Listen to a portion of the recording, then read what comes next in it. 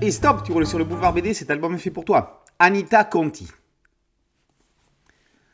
Plus de 60 ans de lutte, de combats, de défaites parfois, souvent, longtemps, mais finalement d'importantes victoires pour la préservation des ressources de notre planète, de nos océans. La peur, non, elle ne reconnaît qu'elle ne l'a jamais connue, mais la terreur, oui. Quand déferle une mer souvent creuse qui arrive de 1000 km sur vous, qui naviguez dans une pirogue de bois, sortie d'un arbre, eh bien vous êtes très léger, très vulnérable. Vous luttez avec la confiance que vous avez en votre destin. Celle qui prononce ces mots lors d'une conférence à Saint-Malo en 1994 est Anita Conti, la redoutable dame de la mer. Première véritable écologiste de France, elle l'est en défendant la relation entre les humains et l'environnement, leur environnement, car oikos signifie bien maison en grec, défendre sa maison. Née le 17 mai 1899, son destin est la mer, et tout l'y conduira.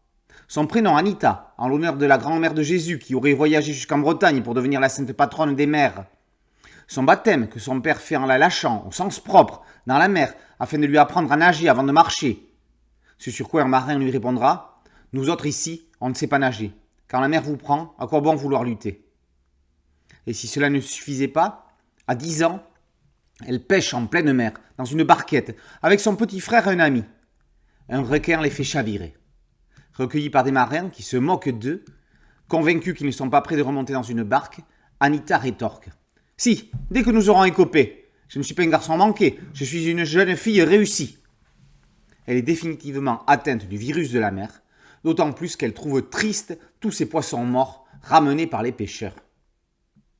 Pourtant, entrant dans la vie active, c'est comme relieuse d'art de talent que le tout Paris bibliophile se l'arrachera d'abord. Elle sera même perçue comme novatrice en la matière. Tempérament faisant, son travail d'atelier, qui ne lui suffit cependant plus, elle recherche plus d'action, plus d'un engagement qu'elle ne définit pas encore exactement. Elle entre donc en 31 chez Ève, hebdomadaire féminin, et entraîne ses lectrices dans les mystères des siphonophores, animaux marins en forme de plantes. Ici, ou aux origines de certains mots, comme mirobolant. L'année suivante, elle embarque sur l'Aviso, la ville 10, comme reporter photographe. Elle approche pour la première fois les pêcheurs morutiers. À partir de ce moment, elle ne cessera d'enchaîner les campagnes de pêche, d'exploration et de recherche sur les fonds marins et la vie sous-marine. C'est ainsi qu'elle dénonce dès les années 30 les méfaits et conséquences de la surpêche. Une prise de conscience qu'elle ne cessera de partager autour d'elle. Tous les bateaux ramassent le poisson à l'aveuglette, tous rejettent des tonnes de faux poissons, les inutiles et les sales gueules, les indésirables, les traînards, les hors-la-loi. Ailleurs, des pays sont privés de nourriture, quel gâchis! Dénoncer sera une fois, proposer des solutions et les expérimenter sera la suite de ce combat. Femme libre des carcans sociaux de son époque, lanceuse d'alerte avant l'heure, pionnière océanique bien avant le commandant Cousteau, documentaliste, conférencière hors pair, réalisatrice de films, elle devra lutter pour se faire entendre, pour se faire reconnaître. Malgré une légion d'honneur tardive, les honneurs des festivals, elle finira sa vie dans un quasi-dénuement général. Et aujourd'hui encore, son nom est souvent ignoré du grand public. C'est tout cela qui justifie amplement son entrée dans la collection des clandestines de l'histoire de Catel et José-Louis Bocquet. L'envie de remettre en lumière le parcours de celle qui consacra sa vie aux océans est amplement méritée. Sa passion, son énergie, son jusqu'au-boutisme feront d'elle la première océanographe française. Une biographie claire, vivante, rythmée, loin d'un académisme morne, José-Louis Bocquet utilise les recettes qui ont fait le succès des tomes précédents. Joséphine Baker, Olympe de Gouges, Kiki de Montparnasse et Alice Guy. Se centrant sur les dates et les événements clés de l'existence de leur héroïne, les auteurs relatent sa vie par de petits chapitres de maximum une quinzaine de pages. Un ton léger, des dialogues efficaces, tout est fait pour faciliter la lecture. Second atout de cette série, le dessin de Catel, toujours aussi rond et jovial. Il accentue le côté positif et agréable de la narration.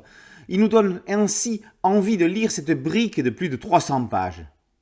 Un trait noir et blanc nuancé laisse une belle place aux dialogues, sans les écraser ni les minimaliser. Un juste équilibre texte et dessin exclusivement au service du récit.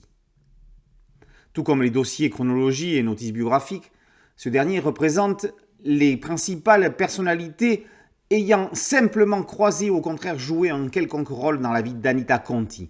Là, la lecture est toutefois plus compacte, indispensable pour bien comprendre qui est qui, Le plaisir qu'ont eu les auteurs à faire leurs recherches et à écrire leurs scénarios, à faire les dessins, ce plaisir est parfaitement retranscrit et partagé avec le lecteur au fil des pages. Maintenant que nous en savons plus sur Anita Conti, la Dame de la Mer, la seule question est, qui sera la prochaine clandestine de l'histoire ? Anita Conti, par Bocquet et Muller, est paru aux éditions Casterman. Merci à mon ami Thierry Ligaud pour cette chronique. Boulevard BD, c'est un podcast audio, une chaîne YouTube et un site dédié. Merci de liker, de partager et de vous abonner. A très bientôt sur Boulevard BD. Ciao.